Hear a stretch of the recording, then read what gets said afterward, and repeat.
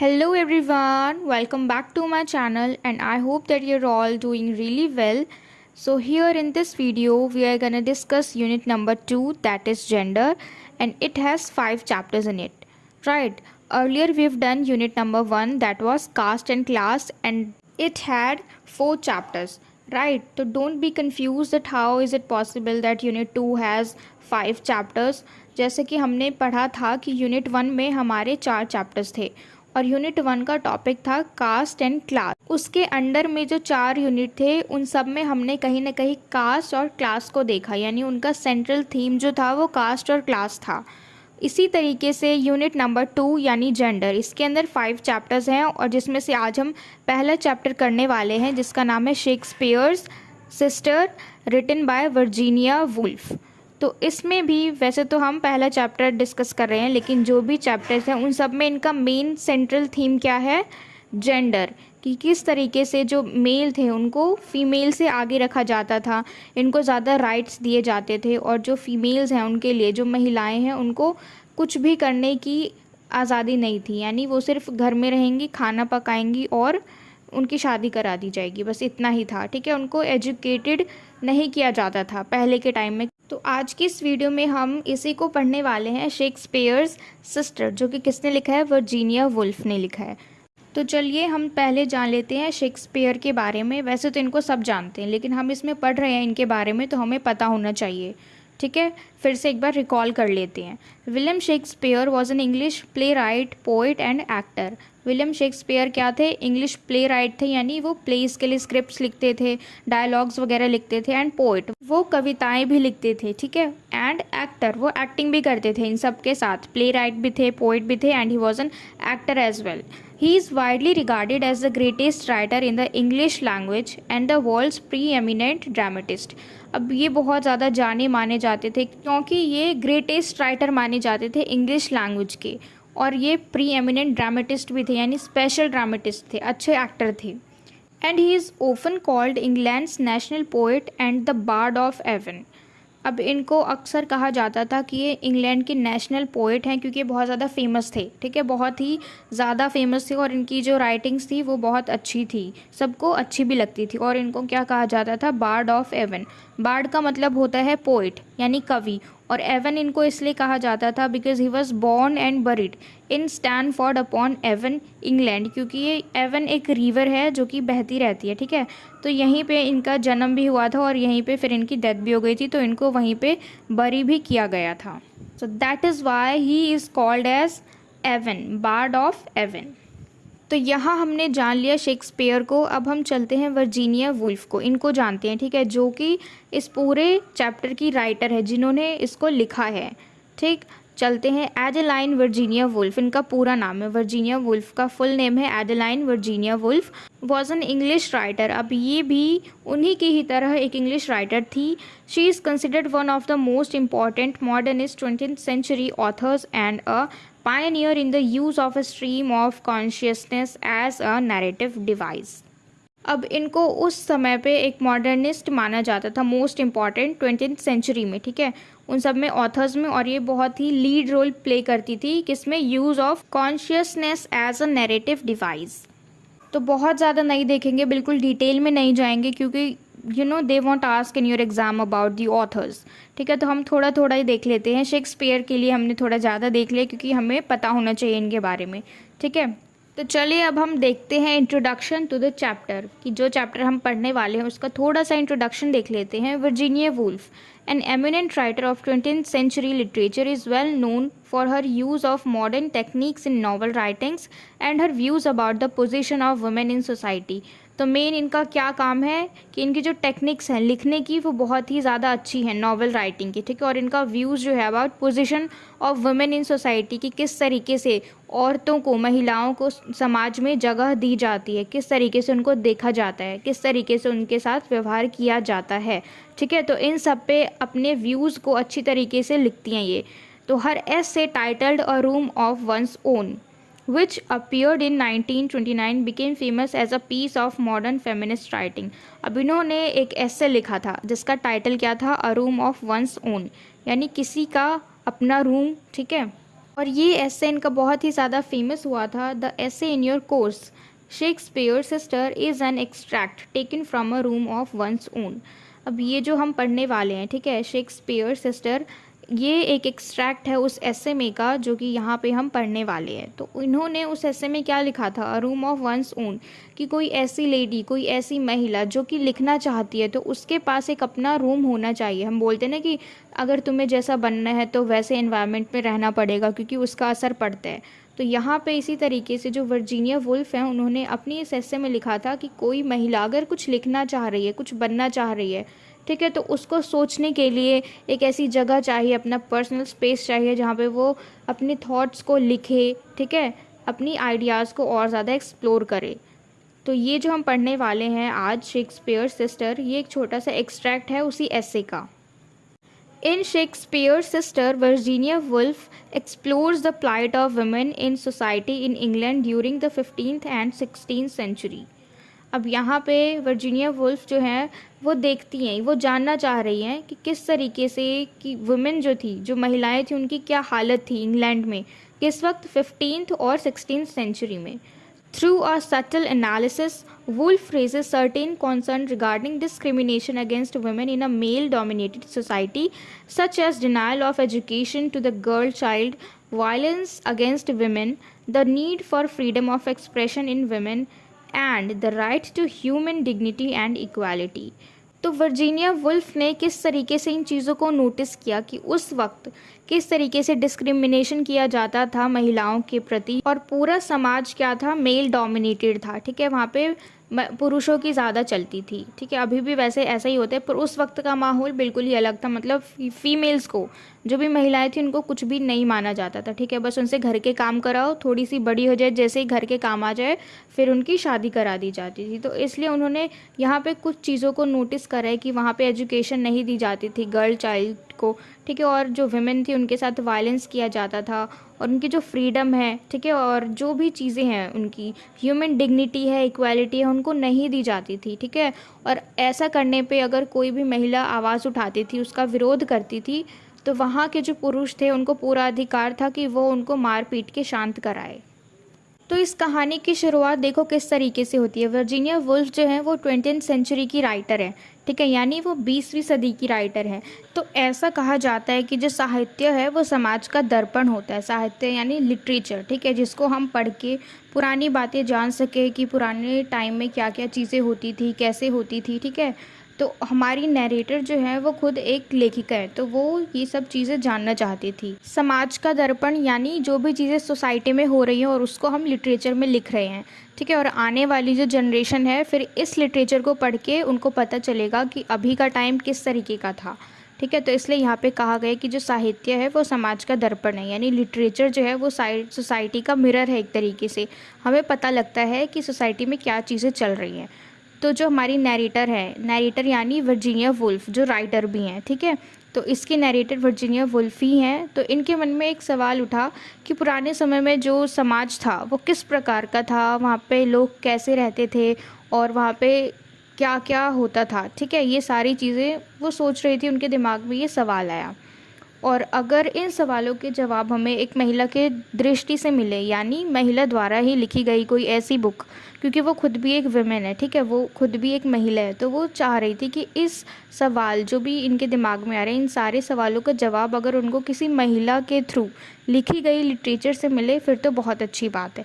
तो उनका सवाल यानी कि पहले का समाज जो था वो महिलाओं के प्रति कैसा था, तो इस सवाल का सही और बेहतर जवाब तो कोई महिला ही दे सकती है, ठीक है। तो इसी सोच के साथ वर्जीनिया वुल्फ लाइब्रेरी पहुंची, और लाइब्रेरी उनके लिए पहुंचना इजी इसलिए था क्योंकि उनके फादर जो थे उनकी खुद की लाइब्रेरी थी, ठीक है। तो इसका वो बहुत अच्छी तरीके से यूज़ करती थी कि उनकी खुद की लाइब्रेरी है, तो वो फिर लाइब्रेरी में जाती है उन बुक्स को ढूंढने के लिए जहाँ पे इनको 15th एंड 16th सेंचुरी की सोसाइटी के बारे में पता चल जाए। तो जब ये वहाँ पे गई अपनी लाइब्रेरी में, तो फिर इन्होंने सोचा कि चलो आज हम देखते हैं कि पुराने ज़माने में जो भी कवित्री थी, ठीक है, जो भी पोइटेस थी, जो भी राइटर्स थे, वो किस तरीके से साहित्य को लिखते थे, तो ये उनको जानना चाह रही थी। तो ये लाइब्रेरी में गई और इन्होंने ढूंढना शुरू किया 15th सेंचुरी और 16th सेंचुरी के जो भी राइटर्स थे। तो ये 2 घंटे तक लाइब्रेरी में ढूंढती रही उस बुक को, पर इन्होंने एक भी बुक ऐसा नहीं ढूंढा जिसको किसी महिला ने लिखा हो। यानी सब बुक्स तो वहाँ पे बहुत सारी थी, लेकिन उनके जो राइटर थे वो मेल थे, ठीक है, वो पुरुष थे, कोई भी महिला नहीं थी। तो 2 घंटे के इस खोज के बाद भी उनको कुछ नहीं मिला, कोई भी ऐसी किताब नहीं मिली जो कि किसी महिला ने लिखी हो। उसके बाद उन्होंने शुरू किया एलिजाबेथन एज के टाइम की बुक्स ढूंढनी शुरू की, यानी 16th सेंचुरी के बाद, ठीक है। फिर उन्होंने सोचा कि चलो 15th और 16th में शायद किसी ने नहीं लिखा हो, पर इन्होंने जब एलिजाबेथन पीरियड में भी ढूंढा तब भी इनको नहीं मिला और ये बहुत ज़्यादा निराश हो गई और फिर वहाँ से वो अपने घर वापस आ गई।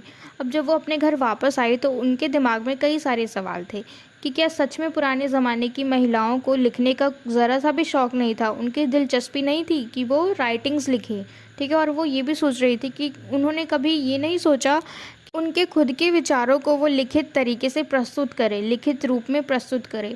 तो ऐसे कई सारे सवाल थे, उनके खुद के ही सवाल थे जो उनके दिमाग में चल रहे थे।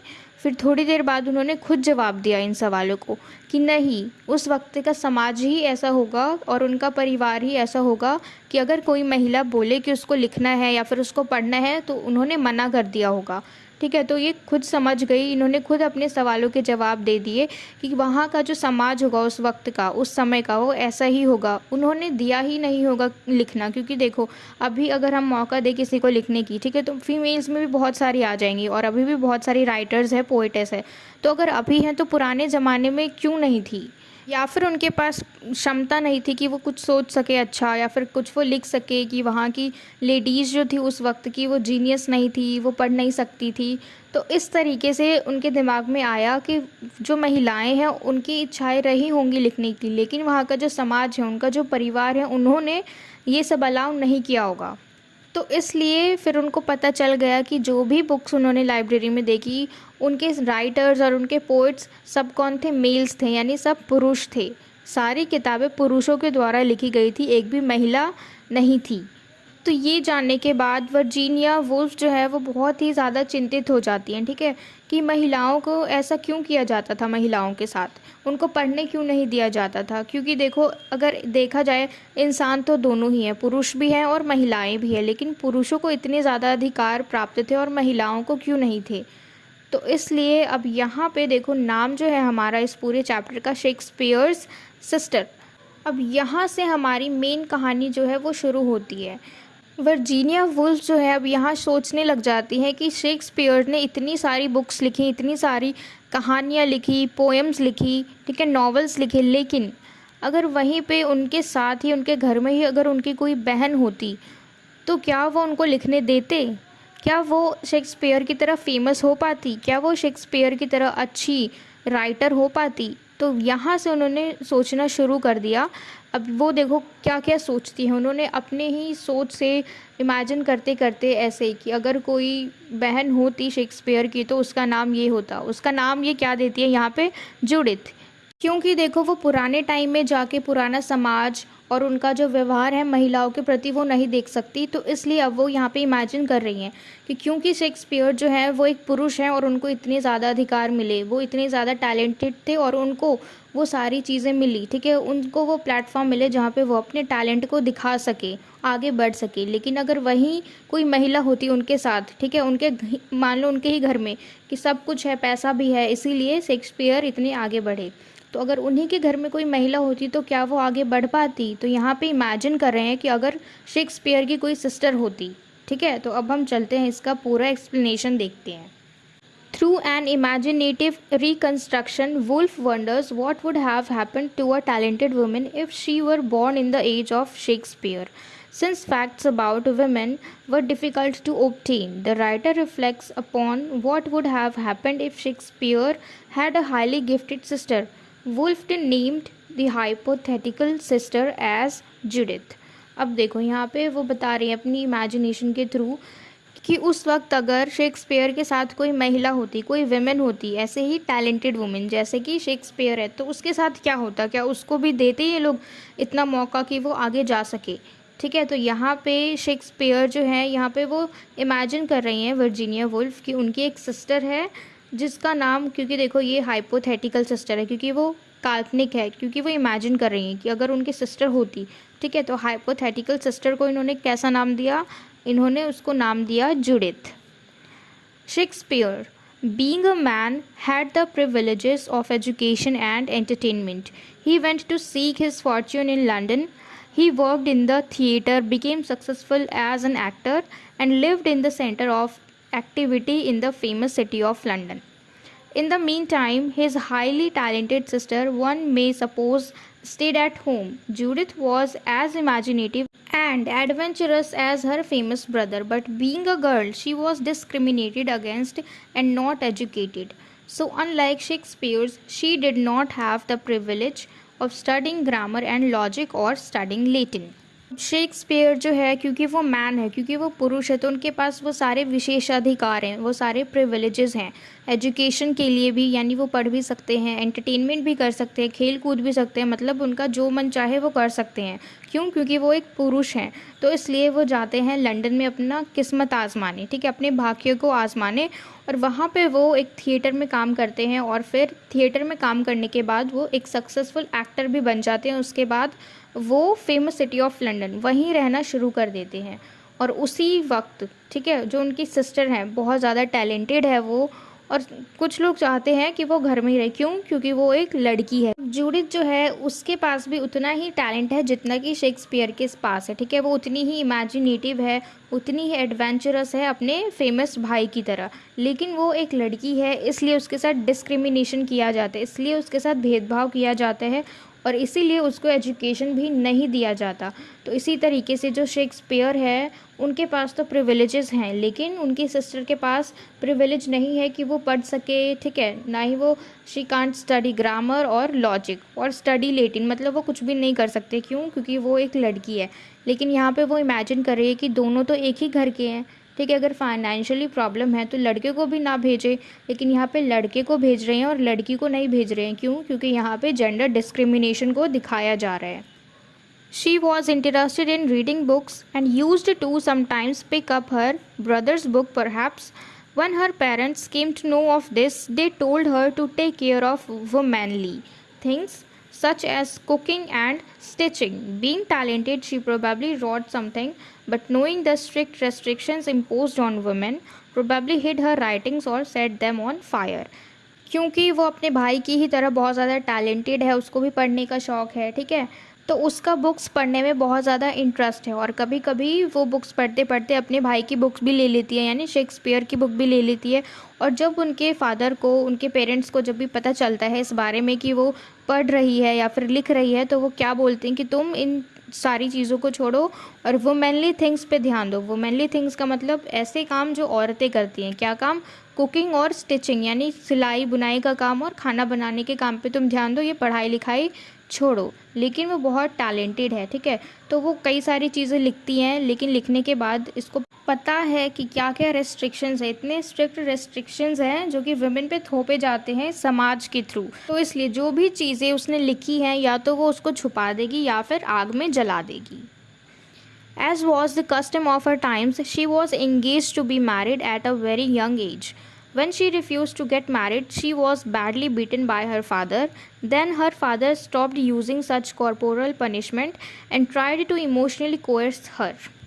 अब वहाँ के कस्टम के हिसाब से वहाँ पे क्या प्रथा थी कि लड़कियाँ जैसे ही खाना बनाना सीख जाए, जैसे ही घर के काम करना सीख जाए, तो उनकी भले क्या भी उम्र हो, ठीक है, कुछ भी उम्र हो, कैसा भी एज हो, वो बस उसकी शादी करा देती हैं। जैसे ही उसको घर का काम आया, खाना बनाना आया, तो उसकी यंग एज में शादी करा देते हैं। और अगर वो रिफ्यूज़ कर दे, अगर वो मना कर दे शादी करने से, तो फिर उनके जो फादर हैं उसको मारते हैं ताकि वो हाँ कर दे शादी करने के लिए, ठीक है। Then her father stopped using such corporal punishment, यानी फिर मार पिटाई छोड़ के फिर क्या करते हैं, अगर मार पिटाई काम में नहीं आती, मार खाने के बाद भी अगर लड़की मना कर रही है, तो फिर क्या करते हैं, इमोशनली ब्लैकमेल करते हैं, ठीक है, इमोशनली उसको मजबूर करते हैं कि वो हाँ कर दे। इमोशनली ब्लैकमेल मतलब वो ये कह सकते हैं अपने बेटियों को कि देखो मैंने तुमसे आज तक कुछ भी नहीं मांगा, मैं चाहता हूँ कि तुम इस घर में शादी कर लो, इस तरीके से, ठीक है, कि वो उनको इमोशनली तरीके से मना रहे हैं। नेक्स्ट है हमारा, driven by such external pressures Judith ran away from home to London. She had good music sense as well as taste for the theatre like her famous brother. When she expressed her desire to act, Men laughed at her because she lived in an age whereby a woman's individual talents were greatly suppressed and she was expected to be confined to the four walls of her home. Her literary genius did not wish to be rebuffed by such anti-feminist attitudes in a male-dominated society. अब देखो Judith के ऊपर इतना ज़्यादा pressure डाल रहे हैं ये लोग, मतलब कि शादी कर लो, उसका मन नहीं है हालांकि, ठीक है, पर फिर भी इतना ज़्यादा प्रेशर डाल रहे हैं उसके फादर, उसकी मदर, उसके पेरेंट और जो बाकी समाज के लोग हैं वो। तो जूडिथ क्या करती है, वो लंदन भाग जाती है, ठीक है, जहाँ पे उसका भाई रहता है। अपना घर छोड़ के वो लंदन में चली जाती है क्योंकि उसका ना म्यूज़िक टेस्ट बहुत अच्छा है अपने भाई की ही तरह, और उसका थिएटर में भी इंटरेस्ट है, ठीक, यानी क्योंकि देखो यहाँ पे दिखाया जा रहा है कि वो बिल्कुल इंटेलिजेंट है, बिल्कुल अच्छी तरीके से बहुत ज़्यादा टैलेंटेड है, बहुत मल्टी टैलेंटेड है, किसकी तरह, अपने भाई की तरह। पर दोनों में क्या फ़र्क है, मेल और फीमेल का। उसका भाई पुरुष है और ये एक स्त्री है, तो इसलिए इसके भाई को तो बहुत अच्छा प्लेटफॉर्म मिल गया, वहाँ पे उसने अपनी टैलेंट्स दिखा दिया और सक्सेस हो गया। लेकिन दूसरी तरफ ये कितना सफ़र कर रही है, क्यों, क्योंकि ये एक महिला है। अगर ये भी पुरुष होती तो ये फिर अपने घर का नाम रोशन करती, अपना नाम रोशन करती और खुशी से ज़िंदगी जीती जैसे कि इसका भाई जी रहा है। तो ये अपना घर छोड़ के लंदन भाग जाती है क्योंकि इसका म्यूज़िक टेस्ट अच्छा है और इसको थिएटर में भी इंटरेस्ट है, एक्टिंग में भी इंटरेस्ट है। तो ये सोचती है कि कहीं ना कहीं ट्राई करेगी तो ये हो जाएगा, ठीक है, मतलब इसका गुजारा तो चल ही जाएगा अगर कहीं ना कहीं ये ट्राई करेगी। तो जैसे ही वो अपने इस डिज़ायर के बारे में वहाँ पे लोगों को बताती है तो वहाँ पे जो कुछ मैन हैं वो हंसने लग जाती हैं उसके ऊपर। क्यों, क्योंकि वो उस तरीके की एज में रहती है, वो उस टाइम में रहती है जहाँ पे महिलाओं को कुछ करने के लिए मतलब अलाउ ही नहीं है, ठीक है, उनको कुछ अधिकार ही नहीं है। और वो क्या सोचते हैं वहाँ के पुरुष, उस वक्त के पुरुष, कि इनको सिर्फ चार दीवारी के अंदर ही रहना चाहिए। लेकिन ये इस चीज़ को एक्सेप्ट नहीं कर रही है कि वो चार दीवारी में रहे, उसको बाहर जाना है, दुनिया देखनी है ना, अपने टैलेंट के बेस पे इसको अपना नाम कमाना है, पैसा कमाना है। नेक्स्ट हम देखते हैं, an actor manager named Nick Green became friendly with her and she found herself pregnant. A woman of genius in Shakespeare's time was prone of exploitation by men. Judith was ultimately led to commit suicide as she was a woman of talent out of synchronization with the times she lived in. अब ये उस वक्त के समाज की बात हो रही है जहाँ पे महिलाओं को ज़रा सा भी इज्जत नहीं दिया जाता था, ज़रा सा भी उनको अपने मन का नहीं करने दिया जाता था। तो वहाँ पे वो लोग क्या इज़्ज़त करेंगे किसी भी महिला की। तो जहाँ पे वो जाती है अपने सिंगिंग का टैलेंट लेके, अपने एक्टिंग का टैलेंट लेके, तो वहाँ पे एक एक्टर मैनेजर होते हैं जिसका नाम होता है निक ग्रीन, ठीक है, वो उसके साथ बहुत ज़्यादा फ्रेंडली बिहेव करता है। And then she found herself pregnant, ठीक है, तो मतलब उसका उसने यूज़ कर लिया, वो जो एक्टर मैनेजर था उसने उसका एक्सप्लॉयटेशन किया, ठीक है, जो कि बहुत ही नॉर्मल सी बात है उस ज़माने में, क्योंकि किसी को कोई परवाह नहीं है, ठीक है, महिलाओं के लिए तो बिल्कुल भी नहीं है। और ऐसे में वो समाज में प्रेग्नेंट होकर रहेगी तो फिर लोग क्या क्या बातें बनाएंगे, समाज क्या क्या ताने मारेंगे। तो इन सब में उलझ के फिर लास्ट में वो क्या करती है, सुसाइड कर लेती है। क्यों, क्योंकि वो एक वुमेन है फुल ऑफ टैलेंट, लेकिन ऐसे समाज में जहाँ पे उस टैलेंट का कुछ हो नहीं सकता, ठीक है, जहाँ पे वो उस टैलेंट को और ज़्यादा एक्सप्लोर नहीं कर सकती है, दिखा नहीं सकती है, कुछ भी नहीं कर सकती है। तो ये जो इमेजिनेशन वर्जीनिया वुल्फ ने की है कि उस वक्त का समाज ऐसा रहा होगा, इसलिए अभी यानी 20th सेंचुरी में कोई भी महिला जो है वो राइटर नहीं है। किसी भी महिला ने लिखने का प्रयास नहीं किया, किस डर से, समाज के डर से, ठीक है। तो इसमें हमने देखा कि किस तरह से जेंडर डिस्क्रिमिनेशन को शो किया गया है वर्जीनिया वुल्फ की राइटिंग के थ्रू, ठीक है। तो आज की वीडियो में सिर्फ इतना ही, और मुझे उम्मीद है कि आपको ये पूरा चैप्टर अच्छे से क्लियर हो गया हो। And if so then please let me know in the comment box if you like this video, if you understood this video, and do share this video with your friends as well so that they can get help from it. And don't forget to subscribe my channel. Until we meet in the next video, keep learning.